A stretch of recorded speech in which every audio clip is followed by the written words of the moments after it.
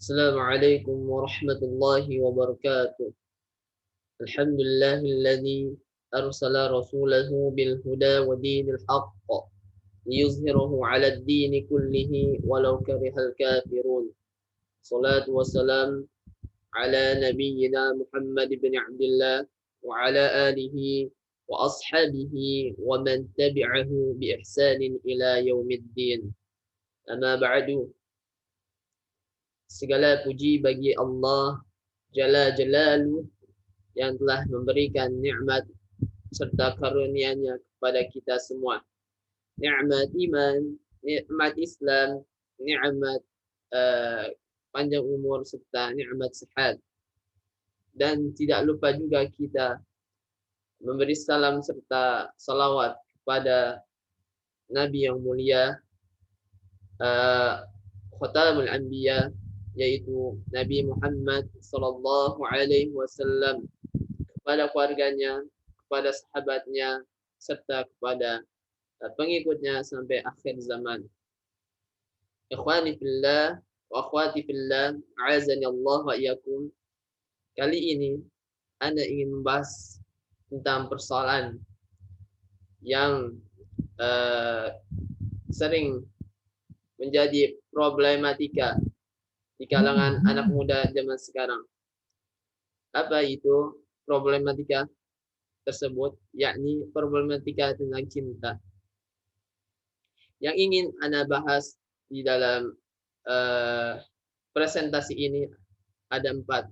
Yang pertama, membahas tentang nama lain cinta serta maknanya. Yang kedua, tingkatan cinta. Yang ketiga, tentang hakikatul cinta, hakikat-hakikat cinta. Dan yang terakhir adalah 7 cara untuk menjaga cinta agar kita tidak terperosok atau binasa dengan cinta. Ikhwani fillah wa akhwati fillah, azani Allah wa iyyakum. Langsung saja kita masuk ke pembahasan yang pertama, yakni nama-nama cinta dan maknanya. Kita lihat di sini, asmaul hubbi wa ma'anihi, nama-nama cinta dan makna-maknanya. Sebenarnya nama-nama cinta itu banyak, cuma yang Anda ambil hanya 3 saja. Yang pertama adalah, nama cinta yang pertama adalah al-mahabbatu. Apa itu al-mahabbatu? Mahabbah berasal dari kata al-habab, yang berarti air yang meluap ketika hujan deras turun. Maka dengan demikian kata al-mahabbah berarti meluapnya hasrat dalam hati ketika ia merindukan perjumpaan dengan yang dia cintai. Lanjut kepada nama-nama cinta yang kedua adalah al-alaqatu.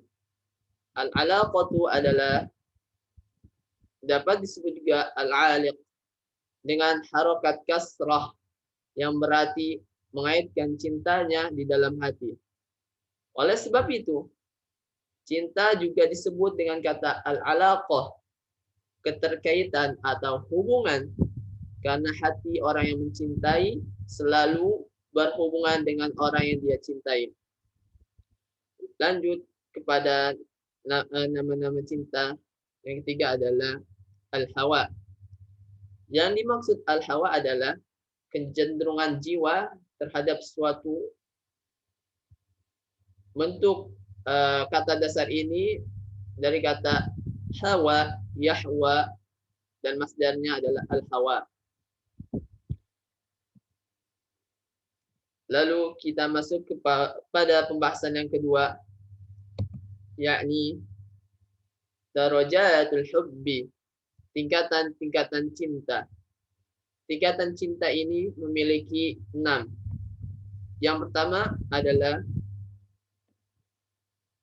at-tatayyum. Tatayyum berarti penghambaan, ta'abbud. Dikatakan di dalam kitab As-Saha, tayamullah, yang berarti hamba Allah. Asal kata ini adalah ungkapan tayamahu al-hubbi, yang menunjukkan kondisi ketika seorang sudah diperbudak oleh cinta. Ikhwani wa akhwati fillah, azani Allah wa iyyakum, tingkatan ini hanya dikhususkan untuk Allah saja dan tidak boleh manusia jangan sampai kita masuk kepada tingkatan yang ini, karena bisa jadi kita masuk ke dalam kesyirikan. Lanjut kepada tingkatan yang kedua adalah al-ishqu.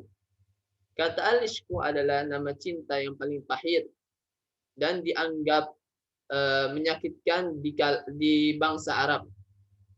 Bangsa Arab juga jarang menggunakan kata ini. Seakan-akan mereka sengaja menyembunyikan kata ini dan lebih memilih kata yang lainnya. Di dalam kitab As-Sahih dikatakan bahwa kata al-ishqu adalah cinta yang meluap-meluap. Lanjut kepada tingkatan yang ketiga adalah asyauq.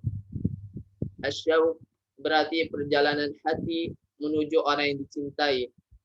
Jadi kata asyauq adalah pemicu munculnya al-ishtiyaq, kerinduan, dan sekaligus juga menjadi landasan bagi terjadinya kondisi seperti itu. Lanjut kepada tingkatan yang keempat adalah as-sababah. Di dalam kitab As-Sahih dikatakan bahwa arti dari kata as-sababah yakni kelembutan dan kehangatan kerinduan. Jika dikatakan rajulun sabbun, yakni maknanya seorang laki-laki yang memendam rindu. Lanjut kepada tingkatan cinta yang kelima adalah al-'itfu. Al-'itfu adalah artinya simpati, tingkatan cinta yang timbul dari sisi kemanusiaan. Misalnya, menolong orang yang terkena musibah atau bencana, maka akan timbul rasa cinta antara sama manusia. Termasuk di dalam tingkatan ini adalah mencintai lawan jenis. Seorang laki-laki yang mencintai seorang wanita pun sebaliknya. Lalu tingkatan cinta yang terakhir adalah al-intifa. Al-intifa adalah cinta kepada harta benda yang dimilikinya. Allah Subhanahu wa taala memberikan kita rasa cinta terhadap harta benda. Tapi janganlah kecintaan yang satu ini melebihi cinta kita kepada Allah dan Rasul-Nya. Ikhwani fillah wa akhwati fillah, azani Allah wa iyyakum. Pastilah kita memiliki keenam tingkatan cinta di atas. Hanya saja kadar setiap cinta tersebut berbeda-beda. Ada yang mencintai kekasihnya melebihi cinta kepada orang tua. Ada yang mencintai pekerjaannya melebihi cintanya ke keluarganya. Dan ada pula yang mencintai harta bendanya melebihi sama cinta yang kita, melebihi sama saudara seiman. Mari kita tengok lagi kadar cinta yang kita miliki, dan mulailah dengan mencintai zat yang tertinggi, yang di tangannya lah hidup dan mati kita.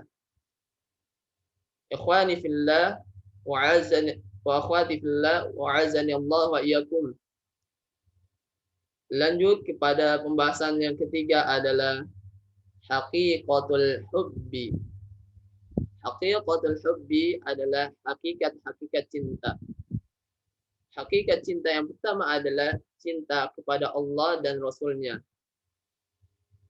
Mencintai dan mengagungkan sunnah Rasulullah Sallallahu Alaihi Wasallam yang sebenarnya adalah dengan meneladani petunjuk dan sunnah beliau Sallallahu Alaihi Wasallam, dengan berusaha mempelajari dan mengamalkannya dengan baik. Rasulullah Sallallahu Alaihi Wasallam bersabda, 3 golongan yang akan merasakan manisnya iman, yaitu yang pertama, golongan yang mencintai Allah dan Rasul-Nya lebih dari apapun. Dan golongan yang kedua adalah yang tidak mencintai orang lain melainkan hanya karena Allah Subhanahu wa taala. Serta golongan yang ketiga adalah golongan yang tidak kembali kepada kekufuran sebagaimana ia tidak ingin dilemparkan ke dalam api neraka. Hadis ini diriwayatkan oleh Al-Bukhari, Al-Imam Al-Bukhari dan Imam Muslim serta At-Tirmidzi serta An-Nasa'i dan dari Anas. Hakikat cinta yang kedua adalah cinta kepada lawan jenis. Islam yang sempurna telah mengatur hubungan dengan lawan jenis. Hubungan ini telah diatur dalam syarat suci, yaitu pernikahan. Pernikahan yang benar dalam Islam juga bukanlah yang diawali dengan pacaran, tapi dengan mengenal karakter calon pasangan tanpa melanggar syariat. Ikhwani fillah wa akhwati fillah, azani Allah wa iyyakum. Melalui pernikahan inilah akan dirasakan percintaan yang hakiki dan berbeda dengan pacaran yang cintanya hanya cinta bualan. Dari Ibnu Abbas radhiyallahu anhu, Rasulullah sallallahu alaihi wasallam bersabda, kami tidak pernah mengetahui solusi untuk dua orang yang saling mencintai semisal pernikahan. Hadis ini diriwayatkan oleh Ibnu Majah nomor 1920. Dikatakan sahih oleh Syekh Al-Albani rahimahullah taala. Lanjut kepada hakikat cinta yang ketiga adalah cinta kepada sama. Abu Khirasi Al-Aslami radhiyallahu anhu berkata, Rasulullah sallallahu alaihi wasallam bersabda, yang artinya barang siapa yang memutus hubungan dengan saudaranya selama setahun maka ia seperti mengalirkan darahnya. Maksudnya adalah membunuhnya. Na'udzubillah, summa na'udzubillah. Perumpamaan ini bagi orang-orang yang memutuskan tali persaudaraan atau tali silaturahim. Ikhwani fillah wa akhwati fillah, azani Allah wa iyyakum. Pembahasan yang keempat sekaligus sebagai pembahasan penutup dan kesimpulan, yakni 7 langkah agar perasaan cinta sesuai Al-Quran dan As-Sunnah. Yang pertama, agar cinta sesuai Al-Quran dan As-Sunnah, yakni dengan niat karena Allah Subhanahu wa Ta'ala. Agar cinta berbuah ibadah, maka sucikan niat dalam cinta karena Allah Subhanahu wa Ta'ala. Serta yang kedua adalah mencintai secara proporsional. Dalam Al-Quran surah Al-Baqarah ayat 216 yang artinya boleh jadi kamu membenci sesuatu padahal ia amat baik bagimu, dan boleh jadi pula kamu menyukai sesuatu padahal ia amat buruk bagimu. Allah mengetahui sedangkan kamu tidak mengetahui. Dan yang ketiga adalah merawat tanaman cinta secara berkala. Menaburkan pupuk cinta secara merata pasti akan menuai buah cinta, yaitu dengan mendahulinya dalam mengucapkan salam, memanggilnya dengan nama yang paling disukai, dan melapangkan tempat duduk baginya. Serta yang selanjutnya adalah yang keempat adalah memandang dengan penuh cinta. Dalam sebuah hadis dikatakan, barang siapa yang memandang saudaranya dengan pandangan cinta, kasih sayang, maka Allah mengampuninya. Lalu yang kelima adalah merawat cinta agar sesuai dengan Al-Quran dan As-Sunnah. Yang kelima adalah kunjungan cinta, yakni dalam hadis riwayat Al-Baihaqi, zurghiban yazid hubban. Maknanya adalah hendaklah saling mengunjungi agar tanaman cinta bertambah subur, hendaklah kalian saling mengunjungi. Rasulullah sallallahu alaihi wasallam bersabda, berkunjung secara berkala maka cinta pun akan bertambah. Lalu yang keenam adalah memproklamirkan atau menyatakan cinta. Nabi sallallahu alaihi wasallam bersabda, jika seseorang mencintai saudaranya, hendaklah memberitahukan kepadanya bahwa ia mencintainya. Hadis riwayat Abu Dawud dan Tirmidzi. Lalu yang terakhir, merawat cinta agar sesuai dengan Al-Quran dan As-Sunnah, yakni mengkokohkan cinta dengan doa. mengokohkan cinta dengan doa. Nabi SAW mengajarkan doa yang artinya, ya Allah, sungguhnya aku memohon anugerah cintamu dan cinta orang-orang yang mencintaimu, serta usaha yang dapat mengantarkan aku kepada cintamu. Ya Allah, jadikanlah cintamu suatu yang paling aku senangi. Hadis riwayat Ahmad. Dengan demikian, jika cinta terawat dengan baik, kesucian cinta seorang akan tetap terjaga sehingga ia terbebas dari kungkungan cinta yang menyengsarakan. Itu saja yang bisa Anda sampaikan, kurang lebihnya mohon dimaafkan. Taufik wal hidayah. Wassalamualaikum warahmatullahi wabarakatuh.